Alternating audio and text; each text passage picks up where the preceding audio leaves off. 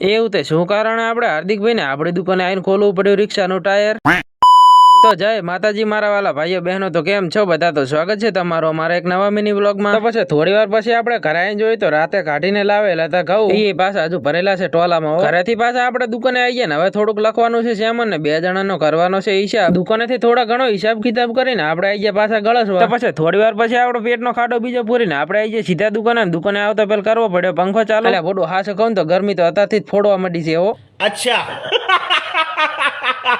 તો પછી મોડા 1 વાગી ગયો તો ને હાર્દિકભાઈ આપણી દુકાને સેમન લઈને આવી ગયા હતા રાધનપુર થી. એટલે બોડું આરે તો હરખે આવીને હજુ તો ઉભો જ તો નામકા જોવો તો ખરી રિક્ષાના ટાયર માંથી તો અવાજ નીકળી ગઈ. એટલે બોડું હાસું કહું તો રિક્ષામાંથી બધે વજન ભોંય ઉતારી નાખે તો રિક્ષાનું ટાયર તો ઉપડ્યું જ નહીં. એટલે બોડું આને કહેવાય ખરાબ બપોરે કિસ્મત કૂતરા સાટી ગયા.